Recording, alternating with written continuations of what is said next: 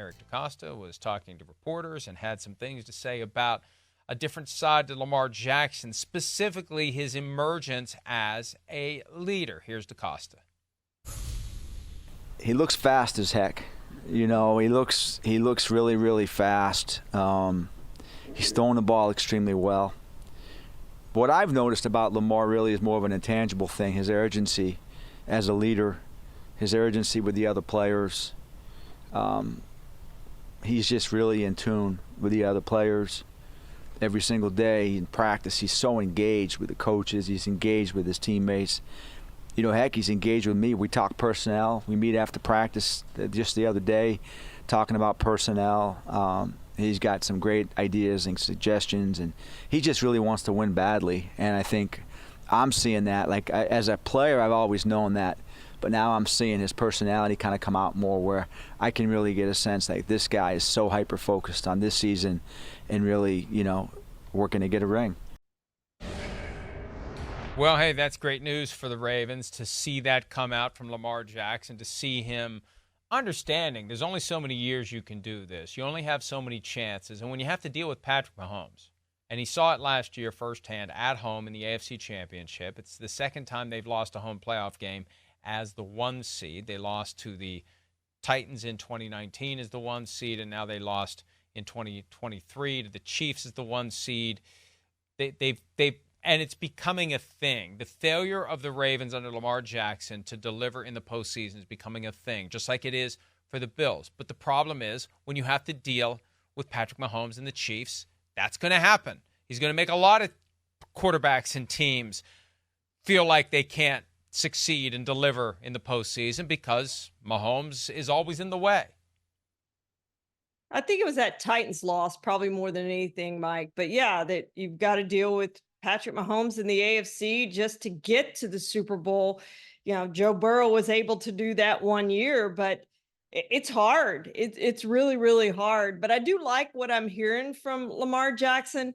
You know, he's down to 200 pounds, Mike, and that's 15 pounds less than what he was last year and 30 pounds lighter than 2 years ago. So hopefully he can hold up at that weight. If he can, should be faster, and he says he feels faster and lighter and all those sorts of things. But it just feels like, too, that he has a stronger comfort level in the offense, suggesting players that they should go after in the offseason, suggesting plays to the coaches and things that he likes about the offense.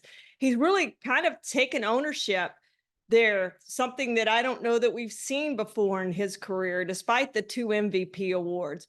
So he's got a chance to be even better than what he has been. And obviously he was the best quarterback in the NFL last season, had a career high 3,600 passing yards. And we know what he can do running the football, and he's getting better as a passer, Mike. So he's only 27. I just think we're going to see Lamar keep growing and growing and growing.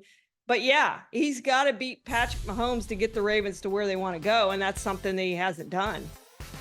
We complained about this dynamic earlier in the program, but now's the time that I guess we lean into it a little bit, because we'll see Lamar Jackson and the Ravens in their traditional uniforms Thursday night, week 1.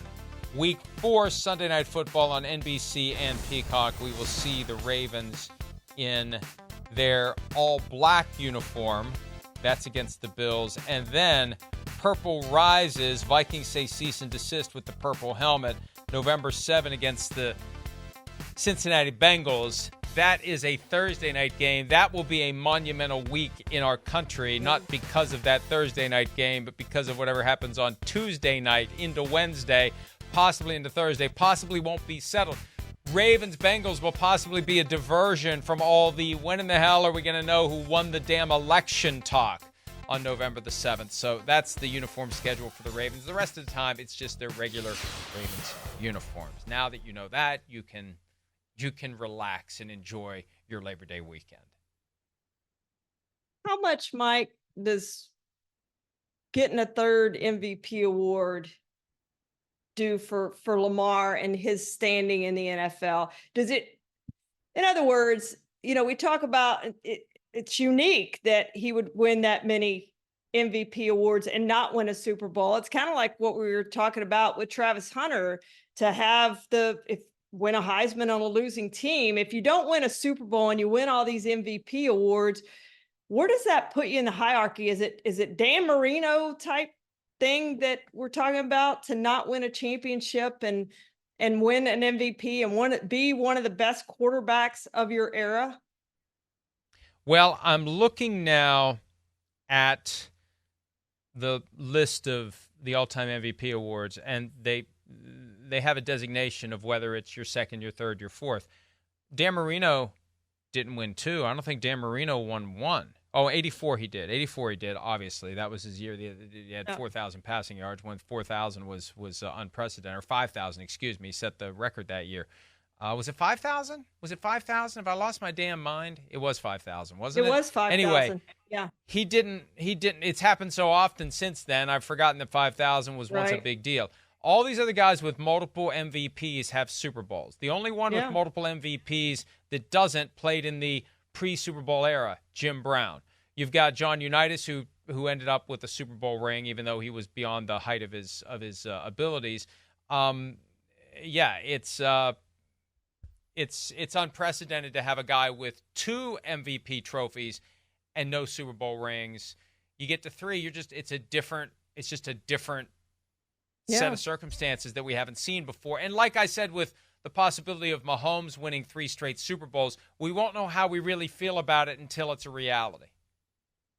Yeah, he's got plenty of time to go win one. There's no question about that. 2-4 in the postseason, but he's got to figure out how to beat Patrick Mahomes. And I think, this is a big game for them, because if he comes out and they do something and beat the Chiefs, it's a confidence thing and all those sorts of things that we talk about. Hey, we did it. And it doesn't mean that you're going to do it again, but I do think it shows you that it's possible. And this is the game plan that we used and all those sorts of things.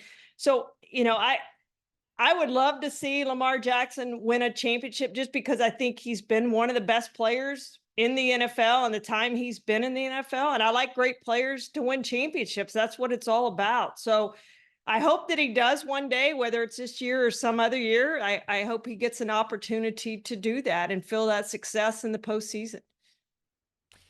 As I look at this list of MVPs, I still see one. And there's one who was the MVP and won a Super Bowl the same year when we were still in high school. And he was a kicker. The strike-shortened 1982 season. Mark Mosley. Mark Mosley. Yeah, Mark Mosley. Mark Mosley was the league MVP, and the Washington franchise went on to win the Super Bowl that year in the strike-shortened season. So, anyway, we'll see how we feel if and when Lamar Jackson gets that third MVP, or if he gets a Super Bowl ring along the way. It's just harder to do it with Patrick Mahomes hanging around and taking away everybody else's accomplishments, because he can't be stopped, as we've seen over and over again. Hi, it's Mike Florio. Thanks for watching PFT on YouTube. Hit subscribe for the latest news and analysis from Pro Football Talk.